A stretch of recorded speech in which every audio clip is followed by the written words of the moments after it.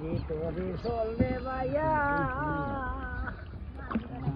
দেশের কয়দিন যাব দেশে লাল পলি আগে মাঝে তোরে চলবে ভাইয়া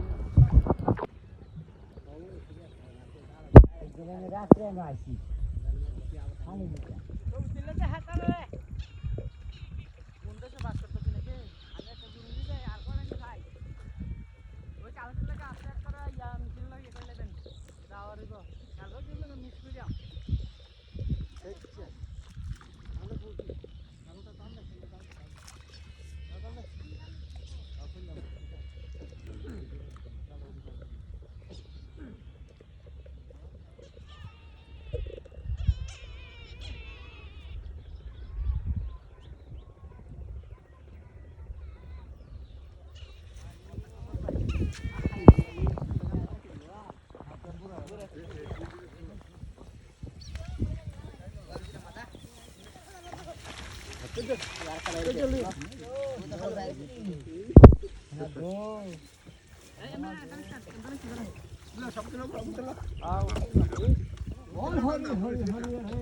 কেমন মাছ ধরি কও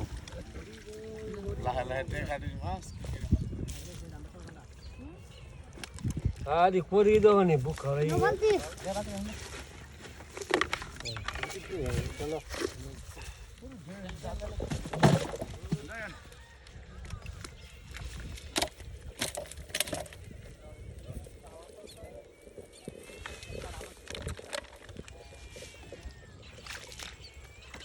দেন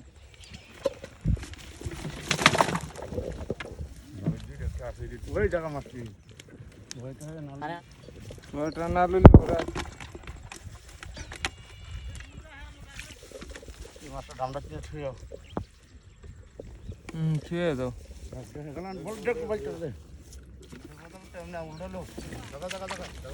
এদিক তাকাও বলতেছে সেনাপতি জেলেকে 100 স্বর্ণ মুদ্রা দিয়ে দাও জেলে তো মহা খুশি চাপের বিষয়টা অন্যান্য রাজামশাই জেলা আদেশ জানেই না অনুযায়ী 100 স্বর্ণ মুদ্রা দিয়ে দিল কিভাবে চাপ দিয়ে মাছ জেলে ধরতে হয় রাজদরবার থেকে বিদায় নিচ্ছে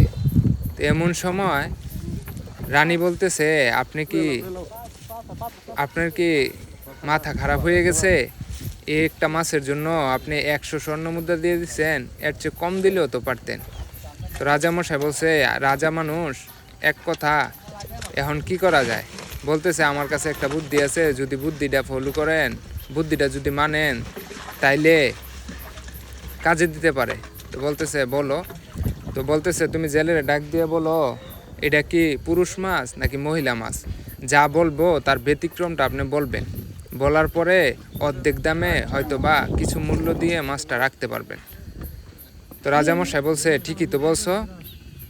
সেনাপতি ডাক দাও জেলেকে তো সেনাপতি জেলেরে ডাক দিছে ডাক দেওয়ার পরে জেলে আবার ভয়ে ভয়ে রাজামশাইয়ের কাছে আসছে যে কি না আবার একটা ভেজাল পাচ্ছে তখন রাজামশাই বলতেছে তুমি যে মাছটা দিছো ওই মাছটা কি পুরুষ না মহিলা তখন জেলে চিন্তা ভাবনা কইরা বলতেছে এটা পুরুষও না মহিলাও না এটা হচ্ছে হিজড়া এই কথা শুনে উপস্থিত বুদ্ধির কারণে মহারাজা আবার রাজামশাই আবার উপস্থিত বুদ্ধি যে দেখাতে পারে তাকে আবার পুরস্কৃত করে তো মন্ত্রীমশাইকে ডেকে বলল সেনাপতি মন্ত্রীমশাই জেলেকে আরো 100 স্বর্ণ মুদ্রা দাও জেলে তো মহা খুশি এই স্বর্ণ মুদ্রা নিয়ে যখন রাজদরবার থেকে বের হয়ে যাচ্ছিল তখন জেলের কাছ থেকে 5টা স্বর্ণ মুদ্রা পড়ে গেছে পড়ে যাওয়ার পরে এই 5টা স্বর্ণ মুদ্রা কুড়িয়ে নিছে জেলে রানী তো কিটমিট রাগে তখন রাজামশাই বলতেছে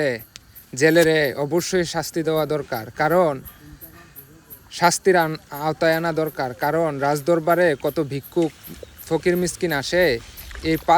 পাঁচ স্বর্ণ মুদ্রা যদি পয়রা থাকতো, 5টা স্বর্ণ মুদ্রা যদি রাজদরবারের দরজার মধ্যে পয়রা থাকতো, ভিক্ষুকরা আইসা এটা কুড়ায় নিতে পারতো। সরকারের কাছে গিয়ে নিয়ে দাও যদি আর ওই কতটা ছোট লোক, ছোট মনের মানুষ, লোভী মানুষ, ইনশাআল্লাহ সবাই 5টা স্বর্ণ মুদ্রা পড়ে গেছে, এটাও উড়ে নিছে। তখন রাজামশাই বলতেছে ঠিকই তো ওরে শাস্তির আওতায় আনতে হবে। তো বলতেছে মন্ত্রী মশাই ডাকো আবার জেলেরে।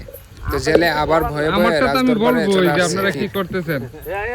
তখন বলতেছে কি হয়েছে রাজামশাই?